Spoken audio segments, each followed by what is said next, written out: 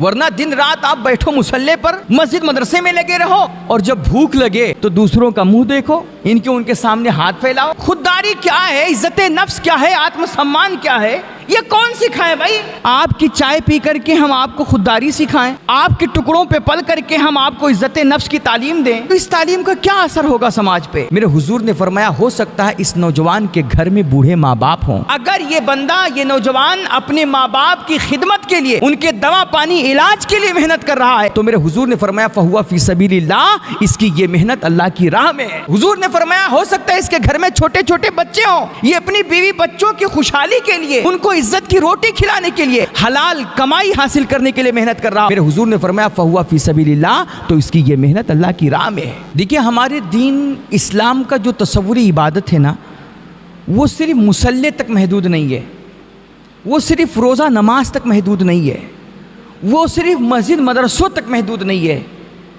मेरे भाई यार, किसी के लिए मेहनत करना, किसी के लिए भाग दौड़ करना, अपने घर वालों को इज्जत की रोटी खिलाने के लिए यार कारोबार करना, पैसा कमाना, माँ बाप की खिदमत करना, किसी मरीज़ की इयादत करना, अड़ोस पड़ोस अपने बसने वाले लोगों का ख्याल रखना, उनको खुशियाँ पहुँचाना, उनको नफ़ा पहुँचाना, किसी बेवा यतीम के काम आना, मेरे भाई किसी अल्लाह के मजबूर लाचार बेसहारा बंदे का सहारा बन जाना, ये भी एक बहुत बड़ी इबादत है और आला तरीन इबादत है।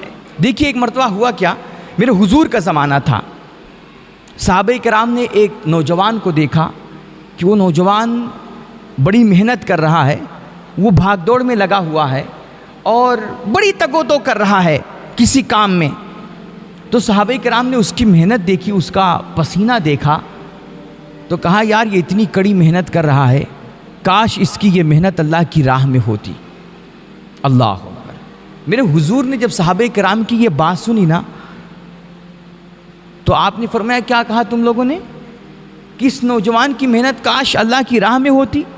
तुम क्या समझते हो कि सिर्फ रातों रात मुसल्ले पे खड़ा रहना, मस्जिद में बैठ करके अल्लाह अल्लाह करना, रोज़ा रखना, नमाज पढ़ना, हज करना, यही सिर्फ अल्लाह की राह में मेहनत है? मेरे हुजूर ने फरमाया, हो सकता है इस नौजवान के घर में बूढ़े माँ बाप हों। अगर ये बंदा, ये नौजवान अपने माँ बाप की खिदमत के लिए, उनके दवा पानी इलाज के लिए मेहनत कर रहा है, तो मेरे हुजूर ने फरमाया फहुवा फी सबीलिल्लाह, इसकी ये मेहनत अल्लाह की राह में है। हुजूर ने फरमाया, हो सकता है इसके घर में छोटे छोटे बच्चे हों, ये अपनी बीवी बच्चों की खुशहाली के लिए, उनको इज्जत की रोटी खिलाने के लिए, हलाल कमाई हासिल करने के लिए मेहनत कर रहा हो। अगर ये अपने बच्चों को हलाल लुकमा खिलाने के लिए मेहनत कर रहा है, मेरे हुजूर ने फरमाया फहुवा फी सबीलिल्लाह, तो इसकी ये मेहनत अल्लाह की राह में है। तो मेरे भाई, सिर्फ रोज़ा नमाज तक महदूद रहना, सिर्फ रात रात मुसल्ले पे बैठ करके नमाजें पढ़ते रहना, तस्बीह पढ़ते रहना, या मस्जिद के कोने में बैठ करके चिल्ला काटते रहना और तबलीग के दौरे करते रहना, सिर्फ यही इबादत नहीं है यार। किसी बेवा मिस्कीन और यतीम के लिए भाग दौड़ करना, अल्लाह के मजबूर लाचार बेसहारा बंदों की मदद करना, और ख़ास तौर पे अपने घर वालों को 2 वक्त की इज्जत की रोटी खिलाने के लिए, हलाल लुकमा खिलाने के लिए यार, हलाल कमाई के लिए भाग दौड़ करना, ये भी एक बहुत बड़ी इबादत है। एक अजीब तसव्वुर बन गया है कि नहीं भाई, नेक पारसा वही है कि जो मुसल्ले पे खड़ा रहे। हज़रत सैयदना उमर फारूक आज़म फरमाया करते थे कि मैं एक नौजवान को देखता हूँ, वो दीन के कामों में हमेशा पेश रहता है, अजान सुनता है तो फ़ौरन मस्जिद की तरफ दौड़ता है और जमात में हमेशा अगली सफ़ में नज़र आता है। बाकी कोई भी दीन का काम हो, वो हमेशा सबसे आगे रहता है। मुझे उस नौजवान पे बड़ा प्यार आता है, मुझे वो नौजवान बड़ा खूबसूरत लगता है, मुझे उस नौजवान से बड़ी मोहब्बत होती है। लेकिन जब मैं देखता हूँ कि उस नौजवान के पास अपना कोई ज़रिए माश नहीं है, वो खुद से कुछ कमा धमा नहीं सकता, वो 4 पैसे नहीं ला सकता, वो कोई मेहनत नहीं करता, कोई काम नहीं करता, तो हज़रत उमर फारूक आज़म फरमाते वो नौजवान फ़ौरन मेरी नज़रों से गिर जाता है। मुझे उस नौजवान से कोई दिलचस्पी नहीं होती है और मैं उस नौजवान को अच्छा नहीं समझता। और एक बुज़ुर्ग थे, उन्होंने देखा एक नौजवान है जो माशाअल्लाह बड़ा दीनदार है, उसका हुलिया भी बड़ा इस्लामी है, चेहरे पे दाढ़ी है, सर पे टोपी है, आंखों में हया है। बुजुर्ग ने देखा कि जब भी नमाज का वक्त होता है, अजान होती है, वो बंदा मस्जिद में हाजिर हो जाता है। हर नमाज जमात के साथ अगली सफ में अदा करता है और नमाज से फारिग होकर के वो मस्जिद के एक कोने में तस्बीह लेकर के बैठ जाता है और घंटों तस्बीह पढ़ता रहता है। वो कुरान की तिलावत करता है, दुरूद पढ़ता है, दुआएं करता है और गिड़गिड़ा गिड़गिड़ा करके दुआएं करता है। बुजुर्ग ने देखा कि ये नौजवान माशाल्लाह सब कुछ करता है, लेकिन इसका अक्सर व बेशतर वक्त का हिस्सा मस्जिद में ही गुजर जाता है। तो बुजुर्ग सोचने लगे कि यार ये जब अपना सारा वक्त मस्जिद में ही गुजारता है तो ये काम धंधा क्या करता है, इसका घर कैसे चलता है, बीवी बच्चों का क्या होता है। तो बुजुर्ग ने उसको कई दिन देखा, महीनों तक देखते रहे। एक दिन बुजुर्ग से रहा नहीं गया तो उन्होंने जाकर के उस नौजवान से पूछ ही लिया कि बेटा माशाल्लाह तुम रोज़ा नमाज की बड़ी पाबंदी करते हो, सब कुछ ठीक है, लेकिन ये बताओ जब तुम अपना सारा वक्त मस्जिद में ही गुजार देते हो तो तुम्हारा घर कैसे चलता है, बीवी बच्चों का क्या होता है, उनका खर्चा कौन उठाता है और माँ बाप की खिदमत कौन करता है। तो उस नौजवान ने कहा कि हुजूर मेरा एक भाई है, वो सब कुछ देख लेता है, माँ बाप की खिदमत भी करता है, अपने भी बीवी बच्चों को पालता है और मेरी भी बीवी बच्चों को वो पाल देता है, खुद उल्टा मुझे भी जेब खर्च देता है। वो मेहनत करता है, बिजनेस करता है, माशाल्लाह अल्लाह ने उसको नवाज भी रखा है, बड़ी बरकतें दे रखी हैं। वो घर की सारी जिम्मेदारियां अकेले उठा लेता है। तो मैं फारिग रहता हूँ, मैं आकर के मस्जिद में इबादत कर लेता हूँ। जब उस नौजवान की ये बात बुजुर्ग ने सुनी ना, तो बुजुर्ग ने बड़ी कमाल की बात कही यार। कहा बेटा फिर तुम इबादत गुजार नहीं हो, असल इबादत गुजार तो तुम्हारा वो भाई है जो यार मेहनतें करता है, हलाल कमाइयाँ कमाता है और माँ बाप की खिदमत करता है और घर की सारी जिम्मेदारियाँ उठाता है। वो अपने भी बीवी बच्चों पे खर्च करता है और तुम्हारे भी बीवी बच्चों को वो पालता है, खुद उल्टा तुम्हें जेब खर्च देता है। तो बेटा असल इबादत गुजार तो वो बंदा हुआ। तुम समझते हो कि सिर्फ मुसल्ले पे बैठना ही इबादत है? मेरे भाई, माँ बाप की दवा पानी का इंतज़ाम करना, घर वालों की रोजी रोटी का इंतज़ाम करना और उनको इज्जत की रोटी खिलाने के लिए तगोदो करना, मेहनतें करना, पसीना बहाना, काम धंधा करना और रिज़्क़ हलाल हासिल करना, ये भी बहुत बड़ी इबादत है और ये असले इबादत है। वरना दिन रात आप बैठो मुसल्ले पर, मस्जिद मदरसे में लगे रहो और जब भूख लगे तो दूसरों का मुंह देखो, इनके उनके सामने हाथ फैलाओ। खुददारी क्या है, इज्जत नफ्स क्या है, आत्मसम्मान क्या है, ये कौन सिखाए भाई? आपकी चाय पी करके हम आपको खुददारी सिखाएं, आपके टुकड़ों पे पल करके हम आपको इज्जत नफ्स की तालीम दें, तो इस तालीम का क्या असर होगा समाज पे? इसलिए हज़रत सैयदना उमर फारूक आज़म फरमाया करते थे कि दीन से जुड़े हुए जो लोग हैं ना, ख़ास तौर पे उनका खुददार बनना बहुत ज़रूरी है। कि जो इमाम अपने कदम पे खड़ा नहीं होता ना, वो समाज को कभी उसके कदम पे खड़ा नहीं कर सकता। इसलिए अपने अंदर खुददारी पैदा करो, मेहनतें करो, तगोदो करो। मैं कहता हूँ 10 रुपया कमाओ, लेकिन अपने बलबूते कमाने की कोशिश करो, बिजनेस करो। देखो बिजनेस में अल्लाह के नबी अलैहिस्सलातु वस्सलाम के फरमान का मफहूम है कि दुनिया में वैसे तो कमाने के बहुत सारे मैदान हैं, बहुत सारे पेशे हैं, लेकिन मेरे हुजूर फरमाते हैं कि अल्लाह रब्बुल इज़्ज़त ने बरकत के 10 हिस्से किए, एक हिस्सा दुनिया के तमाम पेशों में डाल दिया। बरकत का एक हिस्सा सिर्फ वो दुनिया के तमाम पेशों में रखा और बाकी बचे 10 में से जो 9 हिस्से बरकत के, वो अल्लाह रब्बुल इज़्ज़त ने तने तनहा तिजारत में रखा है, बिजनेस में रखा है।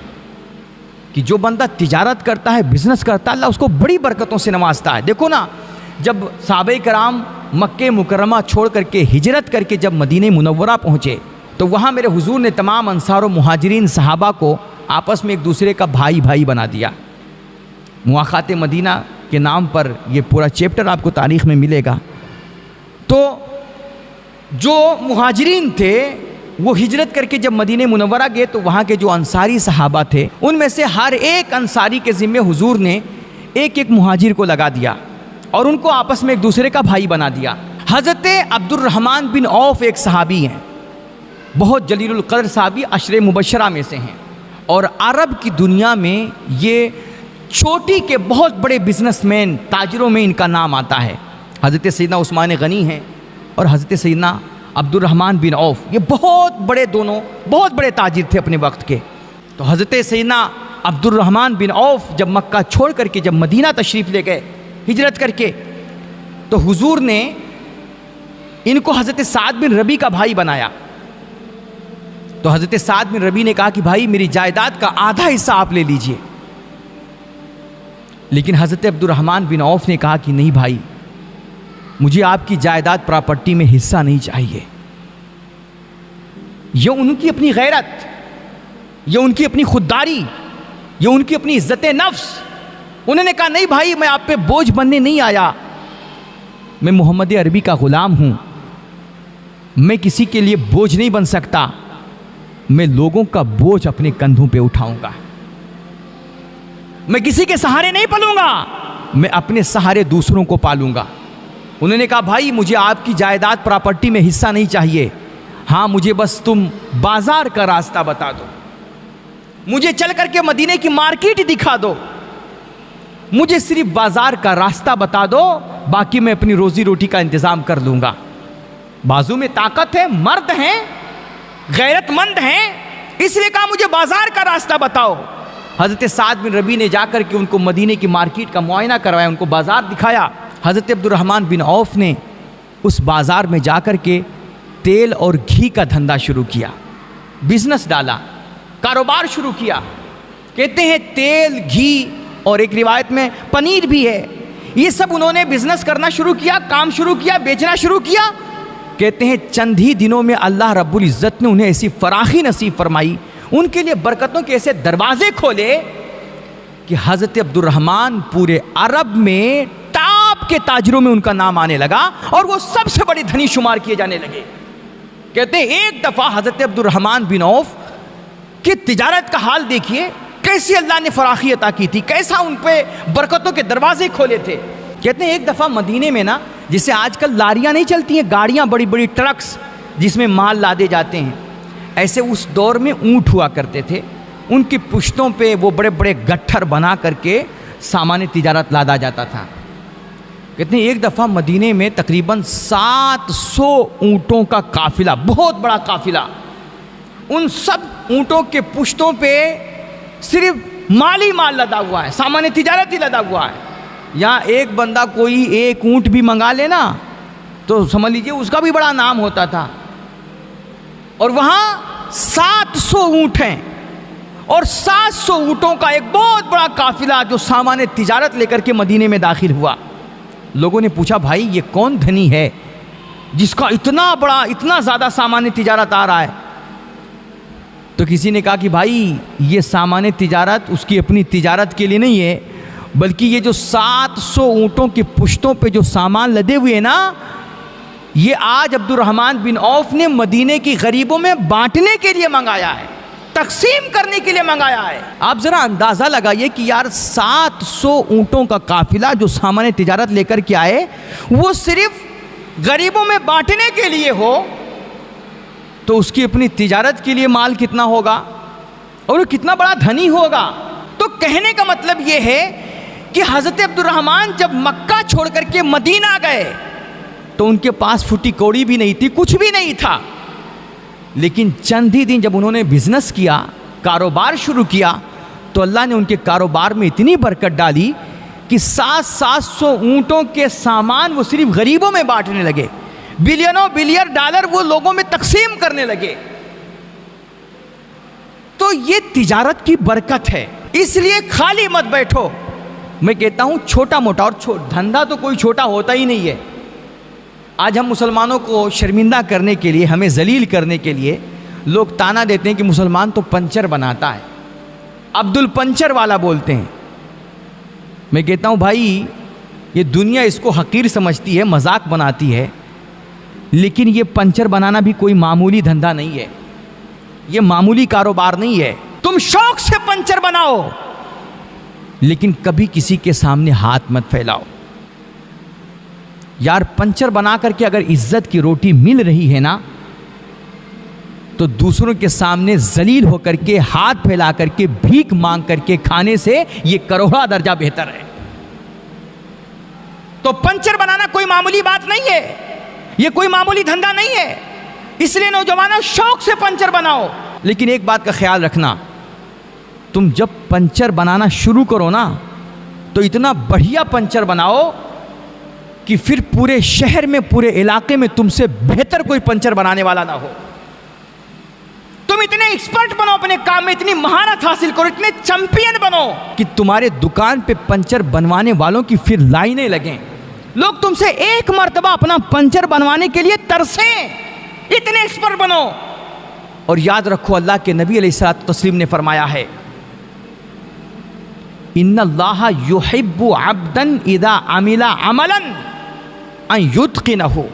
और कमा काला नबी, मेरे नबी फरमाते हैं कि जब बंदा कोई काम शुरू करता है और उस काम में महारत हासिल करता है, एक्सपर्ट बनता है, वो अपने काम का, अपने फील्ड का जब चैंपियन बनता है, तो अल्लाह भी ना उस बंदे को बड़ी मोहब्बत की निगाह से देखा करता है, अपने उस बंदे से बड़ा प्यार करता है।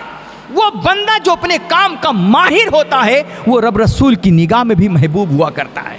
दुनिया तुम्हें पंचर बनाने वाला कह करके जलील करने की कोशिश करेगी, उसी वक्त गुंबदे खजरा से आवाज आएगी कि मेरा मानने वाला, अगर तू हलाल की कमाई खा रहा है, कोई जायज धंधा कर रहा है और इज्जत की रोटी कमा रहा है, तो गर्चे तू पंचर बना रहा है, लेकिन तू जलील नहीं है। मुझ मोहम्मद की निगाह में तू अजीज है, रब रसूल की निगाह में तू प्यारा है, तेरा अल्लाह तुझसे प्यार करता है। इसलिए हलाल की कमाई शुरू करो। और देखो ना, क्या कमाल की हदीस है यार। एक मरतबा हुआ क्या, ये मेहनत करने वाले, पसीना बहाने वाले, ये जो अपने सहारे 10 लोगों को पालने वाले लोग हैं, जो हलाल कमाई कमाने वाले लोग हैं, इनका मकाम क्या है, इनका रुतबा क्या है, रब रसूल की निगाह में इनकी इज्जत क्या है। एक दिन क्या हुआ, कुछ सहाबे किराम थे, वो आपस में बैठ करके बातें कर रहे थे कि यार देखो, हज़रत इब्राहिम का कितना बड़ा मकाम है, अल्लाह ने उनको अपना खलील बनाया है। तो दूसरे सहाबी बोले, उन्होंने कहा अच्छा, और हज़रत मूसा का कितना बड़ा मकाम, यार वो तो कलीमुल्लाह हैं। तो तीसरे साहब बोले कि यार हज़रत ईसा का भी मकाम कम नहीं है, वो अल्लाह की रूह है, वो कलीमतुल्लाह हैं। तो चौथे साहब बोले कि हज़रत आदम का भी तो देखो मकाम कितना ऊंचा है, यार वो तो सफ़ीउल्लाह हैं। मेरे हुजूर ने इन सब की जब बातें सुनी ना, तो आप अपने हुजरे पाक से बाहर आए और आपने कहा कि मैंने तुम सब की बातें सुनी हैं, तुम सब क्या कह रहे हो, इब्राहिम खलीलुल्लाह हैं, मूसा कलीमुल्लाह हैं, ईसा रूहुल्लाह हैं, आदम सफ़ीउल्लाह हैं। यकीनन इन अंबिया की शानें बहुत बड़ी हैं, इनका बड़ा मकाम है, इनकी बड़ी अजमतें हैं, अल्लाह की निगाह में इनकी बड़ी इज्जत है। लेकिन मुझ मोहम्मद की भी तो शान देखो, मुझ मोहम्मद का भी तो मकाम देखो। यार देखो, तुम कह रहे हो कि इब्राहिम खलीलुल्लाह हैं, मूसा कलीमुल्लाह हैं, ईसा रूहुल्लाह हैं, आदम सफ़ीउल्लाह हैं, अला व अना हबीबुल्लाह। लेकिन मुझ मोहम्मद की शान ये है कि मैं हबीबुल्लाह हूँ, मैं अल्लाह का महबूब हूँ। सारी दुनिया अल्लाह से मोहब्बत करती है, लेकिन अल्लाह जिस हस्ती से प्यार करता है, वो हस्ती आमिना के लाल की हस्ती है, वो इमामुल अंबिया की हस्ती है, वो हमारे हुजूर की हस्ती है। खुदा की रज़ा चाहते हैं दो आलम, और खुदा चाहता है रज़ाए मोहम्मद। मेरे हुजूर ने फरमाया, अना हबीबुल्लाह, मैं अल्लाह का महबूब हूँ, मैं अल्लाह का हबीब हूँ, मैं अल्लाह का प्यारा हूँ, मैं अल्लाह का दोस्त हूँ। ये शान है मेरे हुजूर की, ये शान है मेरे सरकार की। अब अगली हदीस सुनो। मेरे हुजूर फरमाते हैं मैं हबीबुल्लाह हूँ, लेकिन मेरे हुजूर फरमाते हैं मैं तन्हा हबीबुल्लाह नहीं हूँ। मेरे हुजूर फरमाते हैं कि वो बंदा जो मेहनत करने वाला है, जो कद्दो काविश करने वाला है, जो अपने ख़ानदान, रिश्तेदार, भाई बहन, बीवी बच्चों के लिए, माँ बाप की खिदमत के लिए, उनके दवा पानी इलाज के लिए तगो-दो करता है, जो पसीना बहाता है, जो हलाल रोज़ियाँ कमाता है, मेरे हुजूर फरमाते हैं कि जो मशक्क़तें उठाता है और जो हलाल रोज़ी कमाने के लिए मेहनतें करता है, मेरे नबी फरमाते हैं जिस तरह मैं हबीबुल्लाह हूँ, मेरा वो गुलाम भी हबीबुल्लाह है और मेरा अल्लाह उससे भी प्यार किया करता है। मेरे हुजूर फरमाते हैं अल कासिबु हबीबुल्लाह, मेहनत करने वाला बंदा भी अल्लाह का महबूब है, अल्लाह का प्यारा है। तो इस तरह इज्जत बख्शी है हुजूर मुस्तफ़ा जान रहमत ने काम काज करने वालों को, मेहनत करने वालों को, और हलाल रोज़ी कमाने के लिए मशक्क़त करने वाले लोगों को। और मेरे हुजूर ने फरमाया कि सुनो, ये जो ताजिर है ना, ये जो बिजनेसमैन है ना, ये जो काम धंधा करने वाले लोग हैं ना, जो ईमानदारी के साथ मेहनतें करके 4 पैसा कमाने वाले लोग हैं, मेरे नबी ने फरमाया कि ताजिरों, बिजनेस करने वाले लोगों, कारोबार करने वाले लोगों, तुम ईमानदारी से कारोबार करना, ईमानदारी के साथ बिजनेस करना, झूठ मत बोलना, बेईमानी मत करना, चीटिंगबाजी मत करना, किसी का हक मत मारना। मेरे नबी ने फरमाया कि तुम ईमानदारी के साथ बिजनेस करना, मैं मोहम्मद वादा करता हूँ कल क़यामत का दिन होगा, मैं तमाम ताजिरों को, ईमानदारी के साथ बिजनेस करने वालों और 4 पैसा कमाने वाले लोगों को मैं अपने साथ नबियों, रसूलों और शुहदा और सालिहीन के साथ जन्नत में लेकर के जाऊंगा। ये किसके लिए फरमाया हुजूर ने? क्योंकि तमाम अंबिया, तमाम शुहदा, सिद्दीकीन जो असलाफ गुजरे ना, खुद मेरे हुजूर की ज़ात देख लीजिए यार। आपने किसी सहारे पे ज़िंदगी नहीं गुजारी, किसी के तनख्वाह पे आपने ज़िंदगी बसर नहीं की। मेरे हुजूर ने कुछ दिन तक बकरियां चराईं और फिर आपने बिजनेस किया, तिजारत किया, और अल्लाह की दीन की तबलीग और इशाअत में आपने बड़े बड़े दुनिया के सुरमाओं, चौधरियों और बड़े बड़े ताजिरों को आपने टक्कर दी है। और मेरे हुजूर फरमाते, सुनो, मेरे हुजूर से पूछा गया कि सबसे बेहतरीन खाना क्या है। हम लोग तो समझते हैं सबसे बेहतरीन खाना वलीमे का खाना है, सबसे बेहतरीन खाना दावत का खाना है, दोस्तों के साथ पार्टी का खाना है, या सबसे अच्छा खाना ससुराल का खाना है भाई, जो इज्जत के साथ भी मिलता है, फ्री में मिलता है। मगर मेरे हुजूर से पूछा गया, या रसूल अल्लाह, आप बताएं सबसे बेहतर, सबसे अच्छा खाना कौन सा है? तो मेरे नबी ने फरमाया, सबसे अच्छा खाना वो है जो बंदा अपने हाथ की कमाई से खाए, अपनी मेहनत की कमाई से खाए। और फिर अगला जुमला मेरे हुजूर ने ख़ास तौर पे हम जैसे इस हुलिये में मौजूद लोगों की तंबीह के लिए गोया फरमाया, उनको एक सबक देने के लिए मेरे हुजूर ने फरमाया, एक बहुत बड़े जलीलुल क़द्र पैगंबर गुजरे हज़रत दाऊद अलैहिस्सलाम। मेरे नबी ने फरमाया, अल्लाह के नबी हज़रत दाऊद कभी भी कौम के नजराने पे नहीं पले, वो कौम से तनख्वाह लेकर के नहीं पले। मेरे हुजूर ने फरमाया कि हज़रत दाऊद अपनी मेहनत की कमाई से, अपने हाथ की कमाई से वो खाना खाया करते थे, खुद बिजनेस धंधा कर करके वो हलाल रोज़ियाँ कमाते थे और उसी से अपने घर बार का खर्चा चलाते थे और अपनी बीवी बच्चों को पाला करते थे। और हुजूर फरमाते हैं कि बंदा सुबह उठे, रस्सी उठाए, कुल्हाड़ी ले और पहाड़ों पे चला जाए, जंगलों में चला जाए, वहाँ पे लकड़ियाँ काटे, लकड़ियाँ जमा करके लाए, उसे गांव गांव, शहर शहर चल करके बेचे और कुछ पैसे कमा करके इज्जत से खुद खाए और अपनी बीवी बच्चों को खिलाए।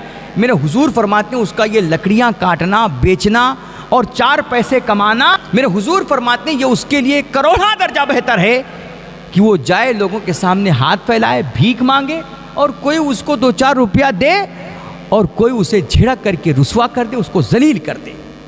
मेरे नबी फरमाते हैं कि कल क़यामत का दिन होगा ना, तो कुछ लोगों के चेहरे चमक रहे होंगे, उनके चेहरों से रोशनी फूट रही होगी, उनके चेहरे बड़े मुनव्वर होंगे, और कुछ लोग होंगे कि जिनके चेहरे स्याह होंगे, उनके चेहरे पे दाग और धब्बा होगा, चेहरे दागदार होंगे। पूछा जाएगा ये कौन लोग हैं?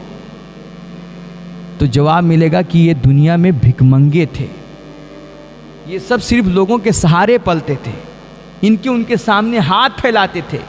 ये आज इनके चेहरे पे जो दाग है, ये उसी भीख मांगने का दाग है जो दुनिया के सामने जाकर के लोगों के सामने हाथ फैलाया करते थे। मेरे हुजूर फरमाते हैं आज तुम्हारा दुनिया में रह करके कोई धंधा करना, रेढ़ी लगाना, फावड़ा चलाना, बिजनेस करना, हत्ता कि पंचर बनाना, ये तुम्हारे हक में इस बात से बहुत बेहतर है कि दुनिया के सामने हाथ फैलाओ और कल ये हाथ फैलाना तुम्हारे चेहरे पे एक दाग की तरह नमूदार हो और तुम जलील और रुसवा हो।